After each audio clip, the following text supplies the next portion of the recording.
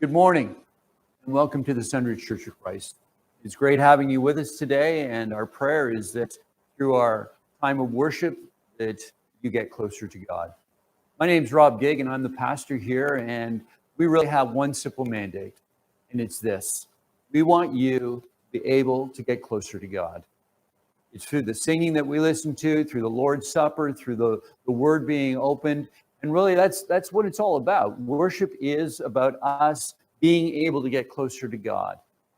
And so our prayer is that in our time together, whether you're here in the building, whether you're watching it from home, that you simply just are able to get closer to your Heavenly Father, to be able to see the promises that He has, to be able to see all the things that He wants to bless us with. And it's just amazing that we have this opportunity. It's not typical for us to be able to have to look through a TV, but that's what God's given us right now. So we ask and pray that through this time together, that you do get closer to your God. And we thank you again for being with us. We ask a blessing upon you.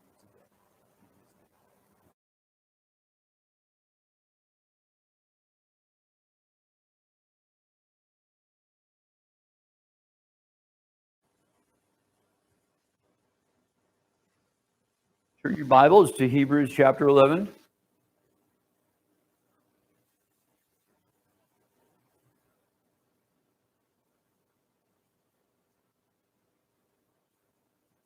Verse 7. Noah gets one verse in the Great Hall of Faith, but we're going to look at his life today. I dare say that there's not very many people that don't know about Noah. His story is amazing when you think about it, and I would venture to say that of any of the Old Testament stories, and I've never been a Sunday school teacher, but I would imagine that this is the most famous. You've taught lots of Sunday school, haven't you? It's up there of all the Old Testament, but of all the stories that are ever reverberated, talked about, it's a big one. It's a story that is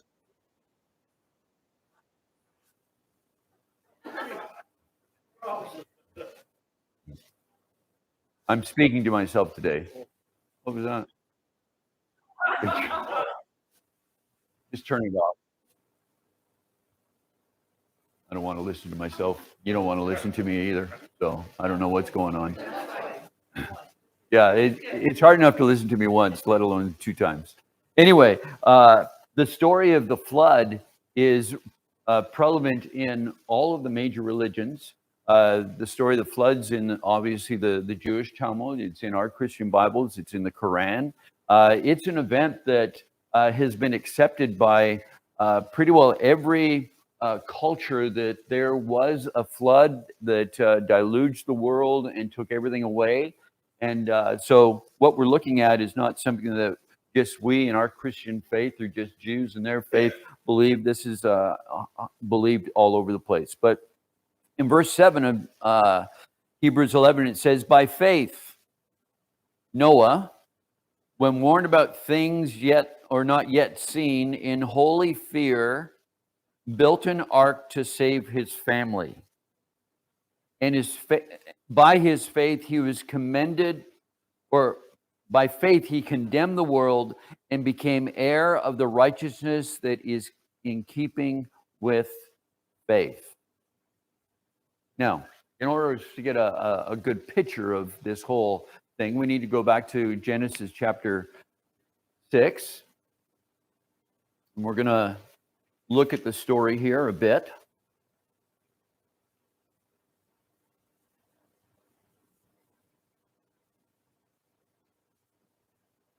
How many of you have ever heard everything I ever learned I learned in where? Kindergarten. What's another one? Everything I ever learned in life, I learned in the sandbox. That's another one. I've got a list of everything I ever learned, I learned from Noah's Ark. I've got some things here. that I want us to think about. But these are all the things that I ever learned in life from Noah's Ark. First one, don't miss the boat. Okay. Number two, we need to remember that we are all in the same boat. Okay. Another good thing, plan ahead. It wasn't raining when Noah built the ark. All right. Another one, stay fit. When you're 600 years old, someone may ask you to do something really big. Okay. Number five, don't listen to critics. Just get the job done.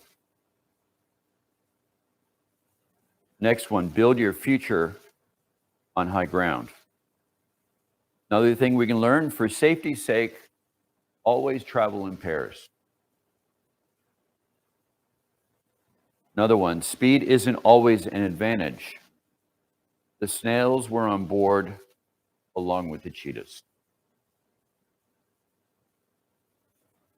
Here's a good one. When you're stressed out, just float for a while. We need to remember that the ark was built by amateurs and the Titanic was built by professionals. And here's the last thing that we can learn from Noah's Ark. No matter what the storm, when you're in God's or when you're with God, there's always going to be a rainbow at the end. So, those are some things that we can learn from Noah. But let's get into some more serious things that we can learn from Noah in Genesis chapter 6. I read this last week, and this is the prelude to what the situation is when Noah came about. The Lord saw how great the wickedness was of the human race and had become on the earth, and that every inclination of the thoughts of the human hearts was only evil all the time. The Lord regretted that he had made human beings on the earth, and his heart was deeply troubled. So the Lord said, I will wipe from the face of the earth the human race I have created, and with them the animals, the birds, and the creatures that move along the ground, for I regret that I have made them. And then verse 8, but Noah found favor in the eyes of the Lord. You know, you look at the whole situation where the world is at this point, and it's not in a very good place.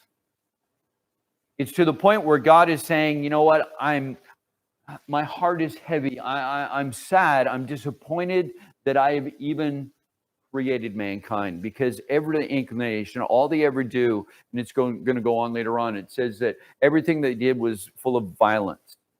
And you look at the world that we live in, it's getting to be like that. I don't know if you've watched the news, even last night, down in, I forget where it was, down in the States, but where this man was beaten and by a bunch of police, and the police have all been charged with murder. And there was more shootings in LA. There were shootings in Vancouver this week. It's just everywhere you look, there's constant issues of violence that are just becoming so prevalent. It seems like mass shootings are becoming more and more the realm.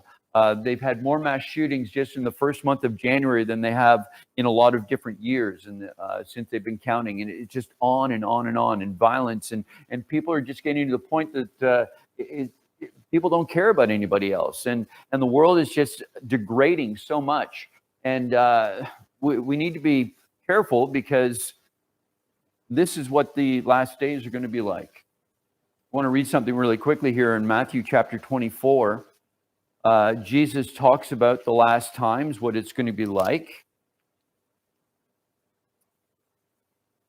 In Matthew 24, verse 36, but about the day and hour no one knows, not even the angels in heaven, nor the Son, but only the Father.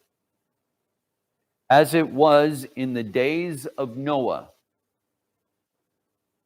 so it will be at the coming of the Son of Man. For in the days of the flood, people were eating and drinking, marrying and giving in marriage up to the day Noah entered the ark, and they knew nothing about what would happen until the flood came and took them all away. This is how it will be at the coming of the Son of Man.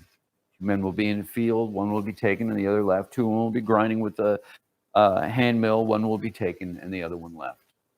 Jesus is referring, he goes back to the time of when mankind was totally messed up.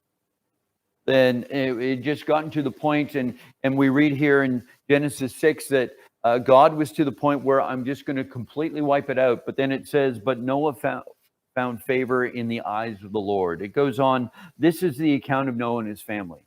And what was the favor? We're told very, very quickly what the favor is that Noah, and he walked faithfully with his God. So the whole reason that we're going through the Hebrews chapter 11 is to see these men of faith and what they went through and what they did in order to prove their faith, that their faith was not just something that they talked about, but they actually acted out upon it. And so we get to have these glimpses of these people, of these men and women, and their faith and what made them so special. And it says here that he was a righteous man. That means that he lived a life and did what was right. In the eyes of God, when God would ask him to do something, he would do something that was right in his eyes. It also says that he was blameless before man. That means that you could trust Noah. If you wanted something done and Noah said, I'm going to do it for you, he would do it. If you wanted to borrow money from him, he wasn't going to cheat you. He was blameless, and people looked up to him and said, you know what, that's the kind of guy that I want to hang out with, because everything that he says is truthful. I don't have to worry about what he's going to say. And then the last thing that it says about Noah is that he walked with God. We looked at Enoch last night, a man who walked with God. He eventually walked right off the face of the earth and went to be with God, didn't experience death in any way whatsoever. But here we have an experience of Noah, who also was a man that walked with God. And I think that's a very, very important aspect for us to understand if we're going to understand that these men, these women were people of faith, is that's going to come up a lot. They walked with God. All of us are going to go for walks with different people, but deciding who we walk with is very important. And Noah was a man who walked with God. It goes on in verse 11. It says, now the earth was corrupt in God's sight and was full of violence. God saw how corrupt the earth had become, for all the people on the earth had corrupted their ways. So God said to Noah, I'm going to put an end to all the people, for the earth is filled with violence because of them. I am surely going to destroy both them and the earth. So make yourself an ark of cypress wood. Make rooms in it and coat it with pitch inside and out. And this is how you're going to build it. And he's like, wait a second. I don't know if Noah was like, okay, first of all, before you tell me, you want me to build what? You want me to build an ark. Wow, what's an ark? Like, where you... And then he gets into it. Okay, this is how I want you to build it. The ark is to be 300 cubits long, 50 cubits wide, and 30 cubits high. Okay, well, what's a cubit? Let me give you an example of how big this ark was. How big's a football field? Let's not go Canadian. Let's go American. Pardon? Big. Okay, so if you took 1.5 football fields, would be how big the ark was, long-wise. It was 75 feet wide, and it was 4 stories tall. I don't know if any of you have had the opportunity or have seen the one down in Kentucky. No, Dan and Elizabeth went to it. Have anyone else ever gone to that? The one that they built, and it's supposed to be a replica of what Noah built. But this was an amazing craft that was built, and I like the way one of the things that we can learn is that it was built by amateurs, and not like the Titanic that was built. But here he says, this is what I want you to do. And he says, I want you to make a roof for it, leaving below the roof an opening 1 cubit high all around, and put a door on the side of the ark, and make lower, middle, and upper decks. I'm going to bring floodwaters on the earth to destroy all life under the heavens, every creature that has breath in it. Everything on the earth will perish, but I will establish my covenant. Covenant is another word for promise. I'm going to make a promise with you, and you will enter the ark, you and your sons and your wives and your sons' wives with you. You are to bring into the ark 2 of every living creature, male and female, to keep them alive with you. 2 of every kind of bird, 2 of every kind of animal, every kind of creature that moves along the ground will come, I want you to keep them alive. You are to take every kind of food that is eaten and stored away as food for you and for them. Not a small task. Now, let's remember the age of Noah. We learned last week that Noah, at the age of 500, became the father of Ham, Shem, and Japheth. 100 years later is when he disembarks on an ark. I don't know how long it took for him to build an ark. How long would it take to build an ark that big? A long time. Like, he didn't, get to call up kids and, can I have some wood delivered, and I need this and I need these lengths. He would have had to cut down the trees, and he would have had to mill all the wood and so on and so forth. And I don't know what the plans would have looked like. I'm sure there was a little bit more detail than what Moses recorded here, but it's got 3 different layers inside of this thing. And then just imagine all the cages that he would have had to build, and look at all the pens that he would have had to have made. And, we got to make sure the giraffe has room to be able to stick its head out. And we got to make sure that, the hippopotamus isn't too close to the alligators, because they're going to fight. And, what about the leopards? They're going to eat all. And what about those chickens? Where are they going to stay? And how are we going to deal with the smell? And how are we going to deal with the food? And how are we going to deal with all the different things that were going on? And this was just catastrophic. And then while this is all going on, what are the people doing? They're just having a gay old time, just all over the place, just, in marriage, out of marriage, just having parties all over the place. And they're like, and they most likely walk by and they look at what Noah was doing. It was like, what in the world are you doing? Well, God wants me to build an ark because there's going to be a big flood. A flood? What's a flood? We've never seen a flood before. What are you talking about?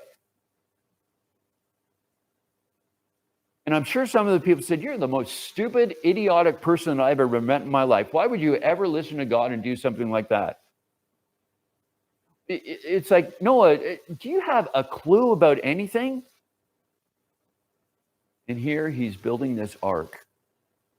And I love what the last line says, verse 23. It's just plain and simple. Noah did everything just as God commanded him. Is that not a snapshot of what faith is?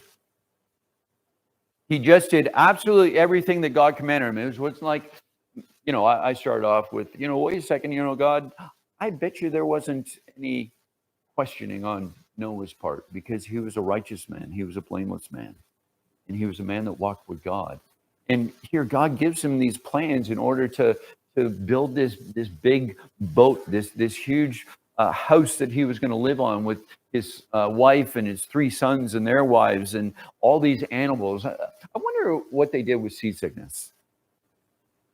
I wonder what they, when they got a cold, or it's just like, there's so many questions in this whole picture that we have of what Noah went through, and all the things that he would have gone through with his family. Wonder what happened when they had a family fight. Where did they go? Well, you go to that end of the ark, and you get to that end of the ark. And when you guys are ready to get it together again, then we can come back to the table and we'll have a talk. I don't know what, and we're not talking this was a short time. He was in the boat for 5 months. That's a long time to be cooped up with a bunch of stinking animals, having to feed them, having to prepare the food for them.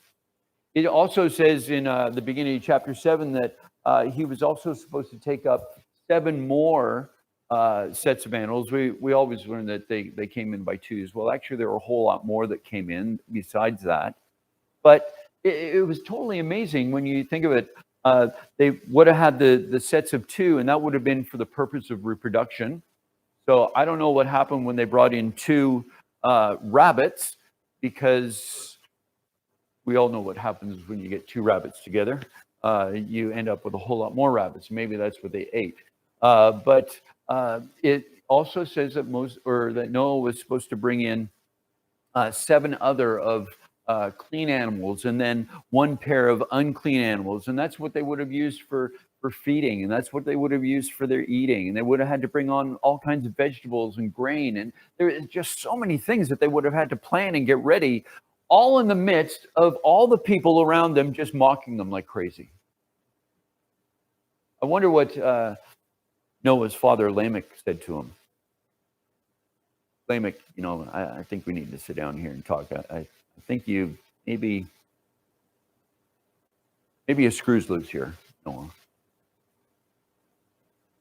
But he did everything as the Lord commanded him to do.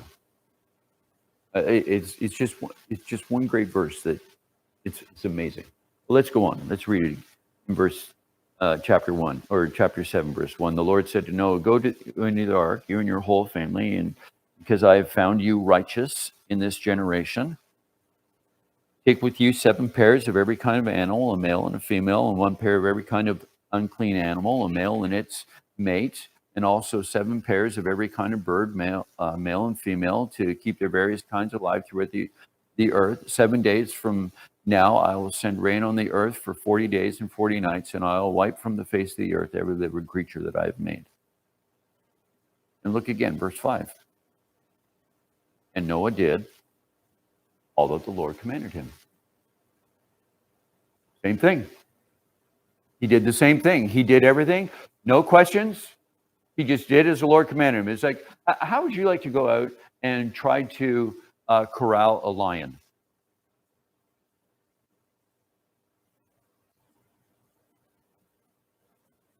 You think of all the things that he had to do, and it just says, Noah did all that the Lord commanded him.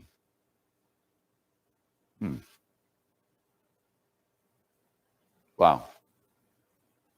Verse 6. Noah was 600-year-old when the flood waters came on the earth, and Noah and his sons and his sons' wives entered the ark to escape the waters of the flood.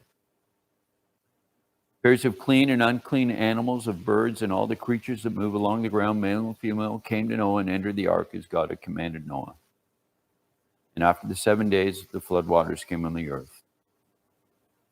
In the 600th year of Noah's life, on the 17th day of the 2nd month, on that day, all the springs of the great deep burst forth, and the floodgates of the heavens were opened, and rain fell on the earth for 40 days, 40 nights. You ever sat through a long rainstorm?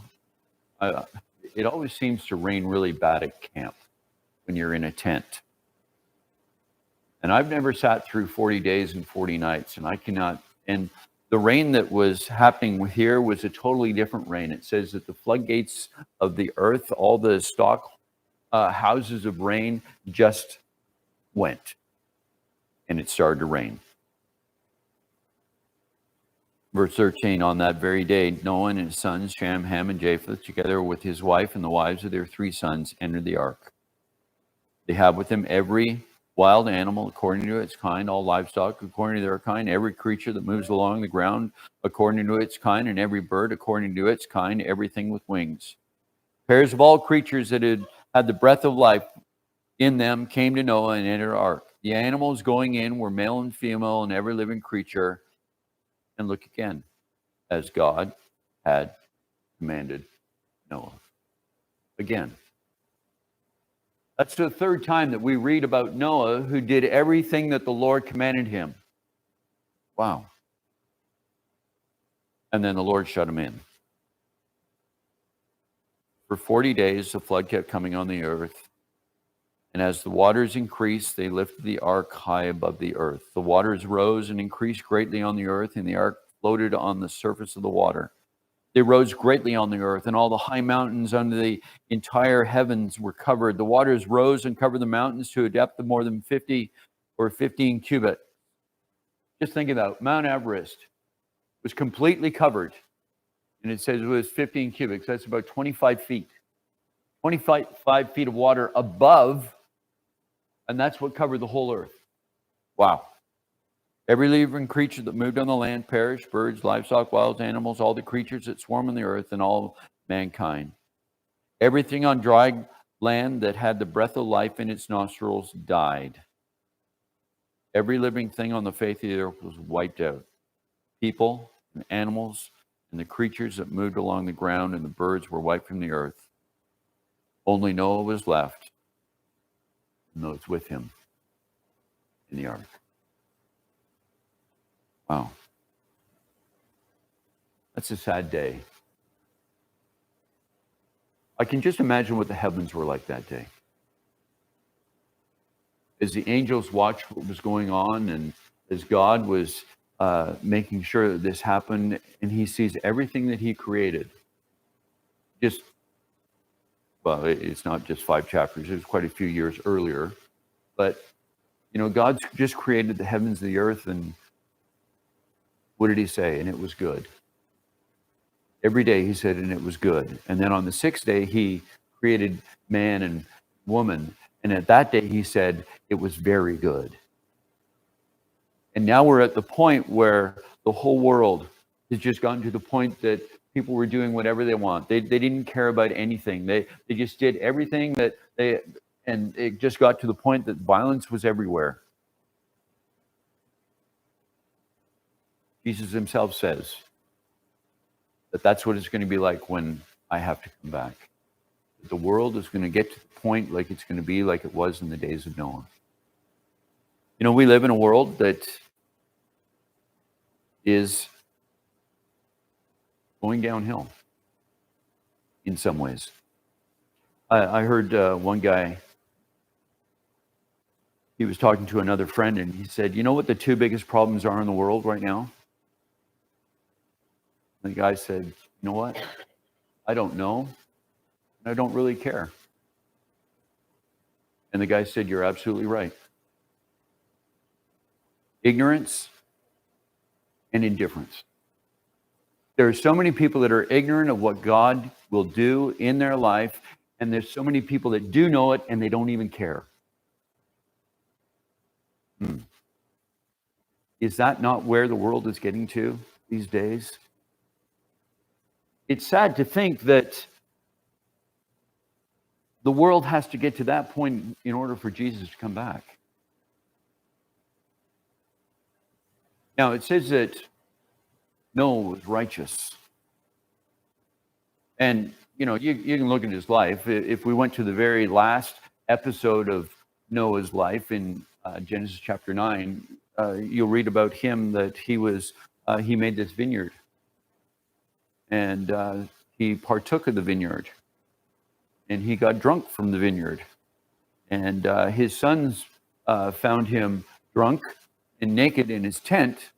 And the oldest son walks in and goes in and sees his dad, and didn't really do anything about it, and went and told the other brothers. And so the brothers went in and they backed in backwards and they covered his nakedness. And because of Ham not respecting his dad in his drunken, stupid stupor, and naked, didn't respect him, he was cursed for the rest of his life, his whole clan. We're looking at a man who we revere as being righteous and has everything together. It's his fault. He was human. He's human just like us, but he was righteous. Now, in order for us to be in a relationship with God, we need to be righteous. And what happens? What did you learn in Galatians? That we are his righteousness. Wasn't a trick question. Sorry. That was the one thing that you learned from the book Galatians last year. That was last year. Yeah, that's a long time ago. Yeah. I'm not asking you about last week. I'm asking you about last year. Sorry. Do you realize that because of the relationship that we have with Jesus, we are considered righteous in God's sight, even if we have our faults? Noah had his faults. He had his, he built his vineyard and got drunk, and to the point where he was found naked in a tent. I don't know what was going on, but anyway. His righteousness was determined by his acts. Our righteousness is determined by somebody else's act. It takes care of us. So does that mean that we can do whatever we want? Does that mean that we can be ignorant and indifferent like the rest of the world? Agree with the 2 biggest problems that are in the world? No. It means that we still need to be blameless with the people that we live with and around, it also means that we need to walk humbly with our God. Noah is a story, as I say, we've heard, we've studied, we've taught it in Sunday school. We can sing nice little songs about it, about the arky, and so on and so forth. But what makes him, and what gives him the affordability to be able to get listed? It's just one verse, but he's listed in the Great Hall of Fame as someone who walked with God, who was righteous. Why? And the whole purpose, again, and I'm going to reverberate this every time and reiterate this every time when we go through one of these characters in Hebrews chapter 11. They're there for a reason, to give us something to strive for. They're there as examples of men and women who had great faith, and therefore we need to look at their lives and see, okay, what did they do that was so great, that made them faithful, that got them onto the list, and how can we imitate them in our lives? Noah didn't give in to the society that he lived in. He didn't give in to all the ridicule. He didn't give in to all the people that would have said, oh man, you're just a crazy, what do you think you're doing? You know what, let's go out, let's have a party. You know, put your tools away, Noah. Let's go get something to drink. No. It says that Noah walked and obeyed God's commands in everything that he did. And it says that, you read the story, it goes on, he lived to the ripe old age of 950. And then it says, and then he died. That's how it ends. Wow. 950 years of walking with God. 950 years of being righteous. 950 years of being blameless. No wonder, when you look at his life, that he made the Great Hall of Fame.